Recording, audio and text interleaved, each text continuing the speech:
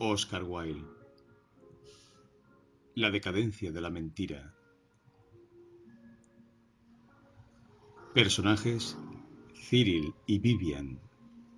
Lugar de la escena: biblioteca de una casa de campo en el condado de Nottingham. Cyril, entrando por la puerta al balcón abierta de la terraza. No esté usted encerrado todo el día en la biblioteca, mi querido Vivian. Hace una tarde encantadora y el aire es tibio. Flota sobre el bosque una bruma rojiza como la flor de los ciruelos. Vayamos a tumbarnos sobre césped, a fumar cigarrillos y a gozar de la naturaleza. Vivian. Gozar de la naturaleza. Tengo el gusto de comunicarle que he perdido esa facultad por completo. Dicen las gentes que el arte nos hace amar aún más la naturaleza, que nos revela sus secretos y que una vez estudiados estos concienzudamente, según afirman Corot Constable, descubrimos en ella cosas que antes escaparon a nuestra observación. A mi juicio, cuanto más estudiamos el arte, menos nos preocupa la naturaleza. Realmente lo que el arte nos revela es la falta de plan de la naturaleza, su extraña tosquedad, su extraordinaria monotonía, su carácter completamente inacabado. La naturaleza posee, indudablemente, buenas intenciones, pero, como dijo Aristóteles hace mucho tiempo, no puede llevarlas a cabo. Cuando contemplo un paisaje, me es imposible dejar de ver todos sus defectos, a pesar de lo cual, es una suerte para nosotros que la naturaleza sea tan imperfecta, ya que en otro caso no existiría el arte. El arte es nuestra enérgica protesta, nuestro valiente esfuerzo para enseñar a la naturaleza cuál es su verdadero lugar. En cuanto a eso de la infinita variedad de la naturaleza, es un puro mito. La variedad no se puede encontrar en la naturaleza misma, sino en la imaginación, en la fantasía, en la ceguera cultivada de quien la contempla. Cyril. Bueno, pues no mirará usted el paisaje. Se tumbará sobre el césped para fumar y charlar exclusivamente. Vivian. Es que la naturaleza es tan incómoda. La hierba dura y húmeda está llena de asperezas y de insectos negros y repulsivos. Por Dios. El obrero más humilde de Morris sabe construir un sillón perfectamente cómodo, como no podrá hacerlo nunca la naturaleza. Y esta palidez de envidia ante los muebles de la calle que de Oxford tomó el nombre, como dijo feamente ese poeta favorito de usted. No me quejo de ello. Con una naturaleza cómoda, la humanidad no hubiera inventado nunca la arquitectura. Y a mí me agradan más las casas que el aire libre.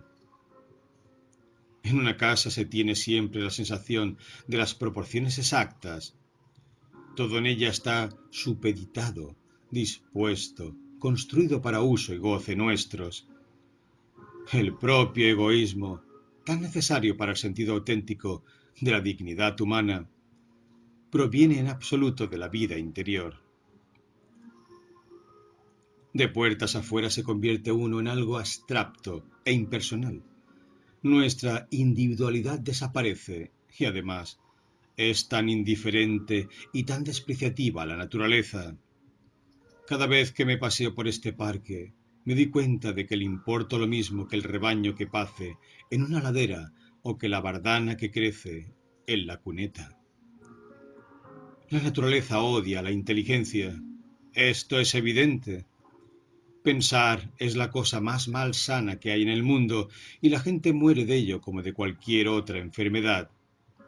Por fortuna, en Inglaterra al menos, el pensamiento no es contagioso. Debemos a nuestra estupidez nacional el ser un pueblo físicamente magnífico. Confío en que seremos capaces de conservar durante largos años futuros esa gran fortaleza histórica, aunque temo que empezamos a refinarnos demasiado. Incluso los que son incapaces de aprender se han dedicado a la enseñanza. Hasta eso ha llegado nuestro entusiasmo cultural. Entre tanto, mejorará usted no volver a la fastidiosa e incómoda naturaleza y dejarme corregir esas pruebas. Cyril, ha escrito usted un artículo. No me parece muy consecuente después de lo que acaba usted de decir. Vivian. ¿Y quién necesita ser consecuente? El patán y el doctrinario, esa gente aburrida que lleva sus principios hasta el fin amargo de la acción, hasta el reductio ab absurdum de la práctica. ¿Yo? No. Lo mismo que Emerson, grabo la palabra capricho sobre la puerta de mi biblioteca. Por lo demás, mi artículo es realmente una advertencia saludable y valiosa. Si se fijan en él, podría producirse un nuevo renacimiento del arte. Cyril, ¿cuál es su tema? Vivian, pienso titularlo La decadencia de la mentira. Protesta. Cyril, la mentira. Creí que nuestros políticos la practicaban habitualmente. Vivian, le aseguro que no. No se elevan nunca por encima del nivel del hecho desfigurado y se rebajan hasta probar, discutir, argumentar. Qué diferente esto con el carácter del auténtico mentiroso, con sus palabras sinceras y valientes, su magnífica irresponsabilidad, su desprecio natural y sano hacia toda prueba. Después de todo, ¿qué es una bella mentira? Pues sencillamente la que posee su evidencia en sí misma. Si un hombre es lo bastante pobre de imaginación para aportar pruebas en apoyo de una mentira, mejorará en decir la verdad, sin ambajes. No, los políticos no mienten. Quizá pudiera decirse algo en favor de los abogados. Estos han conservado el manto del sofista. Sus fingidas vehemencias y su retórica irreal son deliciosas. Pueden hacer de la peor causa la mejor, como si acabasen de salir de las escuelas leontinas y fueran populares por haber arrancado a unos jurados huraños una absolución triunfal de sus defendidos, hasta cuando éstos, cosa que sucede con frecuencia, son clara e indiscutiblemente inocentes. Pero el prosaísmo lo cohíbe y no se avergüenzan en apelar a los precedentes. A pesar de sus esfuerzos, ha de resplandecer la verdad. Los mismos diarios han denegado. Se les puede conceder una absoluta confianza. Se nota esto al recorrer sus columnas. Siempre sucede lo ilegible. Temo que no pueda decir gran cosa en favor del hombre de ley y del periodista. Además, yo defiendo la mentira en arte. ¿Quiere usted que le lea lo que he escrito? Le hará mucho bien. Cyril, desde luego, si me da usted un cigarrillo. Vivian, leyendo con voz clara. La decadencia de la mentira. Protesta. Una de las principales causas del carácter singularmente vulgar de casi toda la literatura contemporánea es, indudablemente, la decadencia de la mentira, considerada como arte, como ciencia y como placer social. Los antiguos historiadores nos presentaban ficciones deliciosas en formas de hechos. El novelista moderno nos presenta hechos estúpidos a guisa de ficciones. El libro azul se convierte rápidamente en su ideal, tanto por lo que se refiere al método como al estilo. Posee su fastidioso documento humano, su mísero coin de la creación, rincón de la creación, que él escudriña con su microscopio. Se lo encuentra uno en la Biblioteca Nacional o en el Museo Británico, buscando con afanoso descaro su tema. Ni siquiera tiene el valor de ideas apenas. Con reiteración va directamente la vida para todo. Y por último, entre las enciclopedias y su experiencia personal, fracasa miserablemente después de bosquejar tipos copiados de su círculo familiar o de la lavandera semanal y de adquirir un lote importante de datos útiles de los que no puede librarse por completo, ni aun en sus momentos de máxima meditación. Sería difícil calcular la extensión de los daños causados a la literatura por este falso ideal de nuestra época. Las gentes hablan con ligereza del mentiroso nato, igual que del poeta nato. Pero en ambos casos se equivocan. La mentira y la poesía son artes. Artes que, como observó Platón, no dejan de tener relaciones mutuas y que requieren el más atento estudio, el fervor más desinteresado. Poseen, en efecto, su técnica. Igual que las artes más materiales de la pintura y de la escritura, tienen sus secretos sutiles de forma y de color, sus manipulaciones, sus métodos estudiados. Así como se conoce al poeta por su bella musicalidad, de igual modo se reconoce al mentiroso en ricas articulaciones rítmicas, y en ningún caso la inspiración fortuita del momento podría bastar. En esto, como en todo, la práctica debe preceder a la perfección. Pero en nuestros días, cuando la moda de escribir versos se ha hecho demasiado corriente y debiera, en lo posible, ser refrenada, la moda de mentir ha caído en descrédito. Más de un muchacho debuta en la vida con un don espontáneo de imaginación que, alentado y en un ambiente simpático y de igual índole, podría llegar a ser algo verdaderamente grande y maravilloso.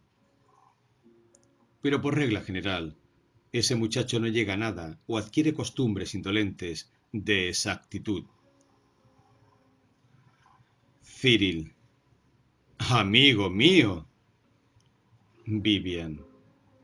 No me interrumpa en la mitad de una frase. O adquiere costumbres indolentes de exactitud, o se dedica a frecuentar el trato de personas de edad, o bien informadas. Dos cosas que son igualmente fatales para su imaginación. Lo serían para la de cualquiera. Y así, en muy poco tiempo, manifiesta una facultad morbosa y malsana a decir la verdad. Empieza a comprobar todos los asertos hechos en su presencia. No vacila en contradecir a las personas que son mucho más jóvenes que él, y con frecuencia termina escribiendo novelas tan parecidas a la vida que nadie puede creer en su probabilidad. Este no es un caso aislado, sino simplemente un ejemplo tomado entre otros muchos. Y si no se hace algo por refrenar o al menos por modificar nuestro culto monstruoso a los hechos, el arte se tornará estéril y la belleza desaparecerá de la tierra. El arte de la fantasía y el fracaso del arte. Vivian, leyendo. El arte comienza con una decoración abstracta, por un trabajo puramente imaginativo y agradable, aplicado tan solo a lo irreal, a lo no existente. Esta es la primera etapa. La vida, después, fascinada por esa nueva maravilla, solicita su entrada en el círculo encantado. El arte toma la vida entre sus materiales toscos, la crea de nuevo y la vuelve a modelar en nuevas formas y, con una absoluta indiferencia por los hechos, inventa, imagina, sueña y conserva entre ella y la realidad la infranqueable barrera del bello estilo, del método decorativo o ideal. La tercera etapa se inicia cuando la vida predomina y arroja al arte al desierto. Esta es la verdadera decadencia que sufrimos actualmente. Tomemos el caso del dogma inglés. Al principio, en manos de los frailes, el arte dramático fue abstracto, decorativo, mitológico. Después tomó la vida a su servicio y utilizando algunas de sus formas exteriores, creó una raza de seres absolutamente nuevos, cuyos dolores fueron más terribles que ningún dolor humano y cuyas alegrías fueron más ardientes que las de un amante. Seres que poseían la rabia de los titanes y la serenidad de los dioses, monstruosos y maravillosos, pecados, virtudes monstruosas y maravillosas. Les dio un lenguaje diferente al lenguaje ordinario, sonoro, musical, dulcemente rimado, magnífico por su solemne cadencia, afinado por una rima caprichosa, ornado con pedrerías de espléndidas palabras y enriquecido por una noble dicción. Vistió a sus hijos con ropajes magníficos, les dio máscaras, y el mundo antiguo, a su mandato, salió de su tumba de mármol. Un nuevo César avanzó altivamente por las calles de Roma resucitada, y, con velas de púrpura y remos movidos al son de las flautas, otra Cleopatra remontó el río hacia Antioquía. Los viejos mitos y la leyenda y el ensueño tomaron nuevamente forma.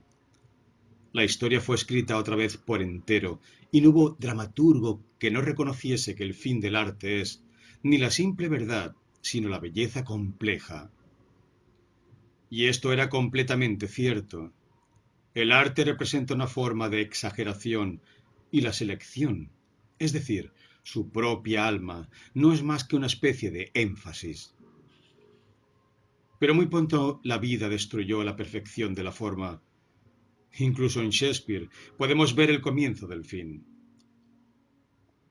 Se observa en la dislocación de verso libre en sus últimas obras, en el predominio de la prosa y en la excesiva importancia concedida a la personificación. Los numerosos personajes de Shakespeare, en que el lenguaje es barroco, vulgar, exagerado, extravagante, hasta obsceno, se los inspiró la vida, que buscaba un eco a su propia voz, rechazando la intervención del bello estilo, a través del cual puede únicamente expresarse. Shakespeare está lejos de ser un artista perfecto. Le agrada demasiado inspirarse directamente en la vida, copiando su lenguaje corriente. Se olvida de que el arte lo abandona todo cuando abandona el instrumento de la fantasía. Goethe dice en alguna parte: trabajando los límites es como se revela el maestro. Y la limitación, la condición misma de todo arte, es el estilo. Sin embargo, no nos detengamos más en el realismo de Shakespeare. La Tempestad es la más perfecta de las palinodias. Todo cuanto deseo demostrar es que la obra magnífica de los artistas de la época isabelina y de los jacobitas contenía en sí el germen de su propia disolución, y que, si adquirió algo de su fuerza utilizando la vida como material, toda su flaqueza proviene de que la tomó como método artístico. Como resultado inevitablemente de sustituir la creación por la imitación, de ese abandono de la forma imaginativa, surge el melodrama inglés moderno. Los personajes de estas obras hablan en escena exactamente lo mismo que hablarían fuera de ella. No tienen aspiraciones ni en el alma ni en las letras.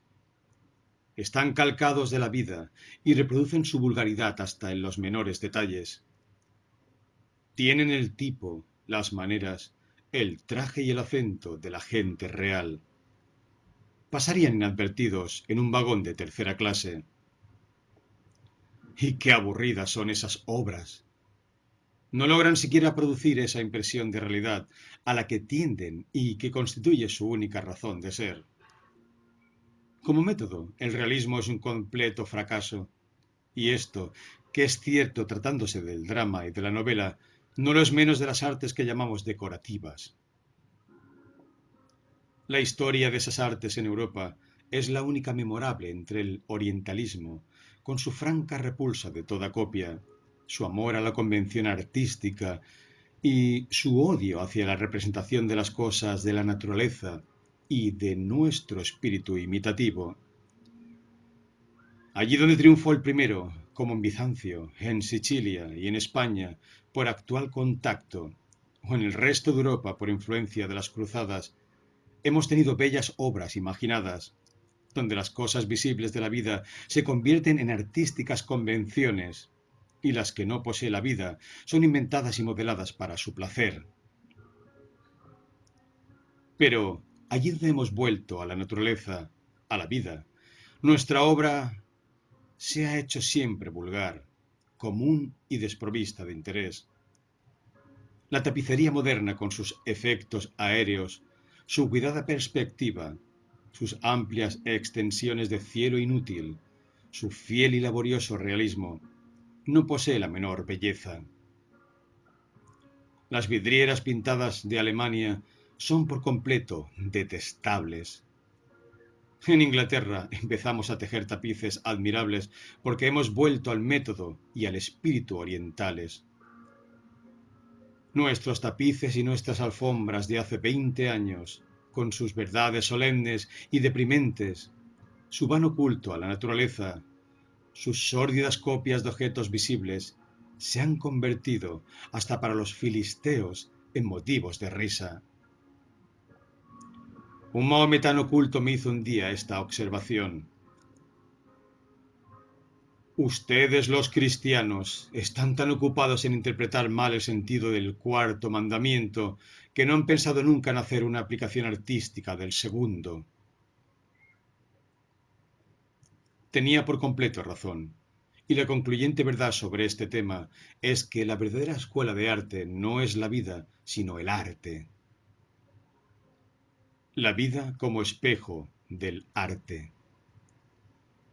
Vivian. El arte encuentra su perfección en sí mismo y no fuera de él. No hay que juzgarlo conforme a un modelo interior. Es velo más bien que un espejo. Posee flores y pájaros desconocidos en todas las selvas. Crea y destruye mundos y puede arrancar la luna del cielo con un hilo escarlata. Suyas son las formas más reales que un ser viviente. Suyos son los grandes arquetipos de que son copias imperfectas las cosas existentes. Para él, la naturaleza no tiene leyes ni uniformidad.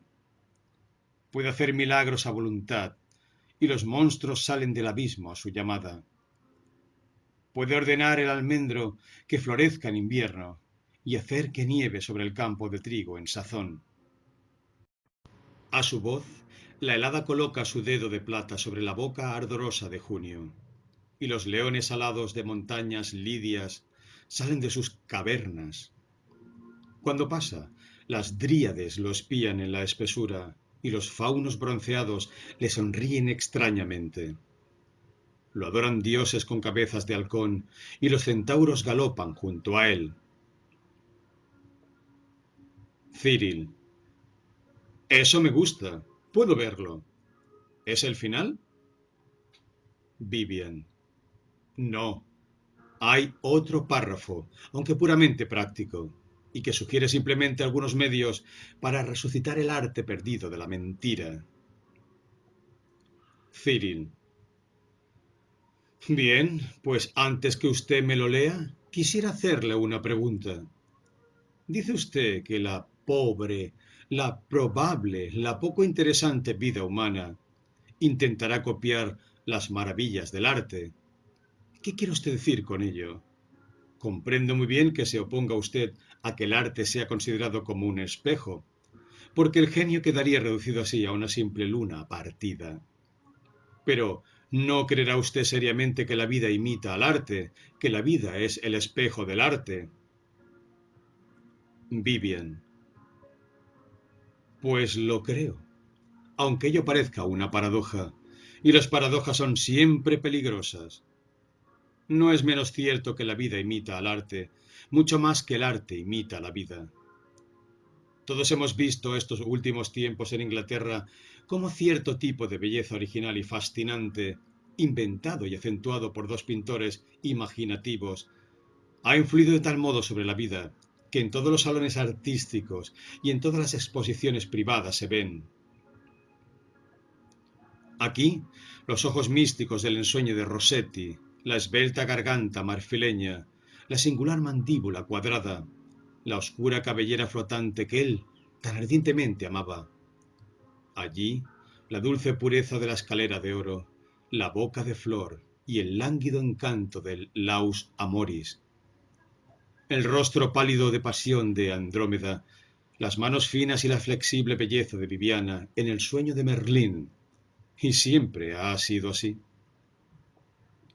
Un gran artista inventa un tipo que la vida intenta copiar y reproducir, bajo una forma popular, como un editor emprendedor.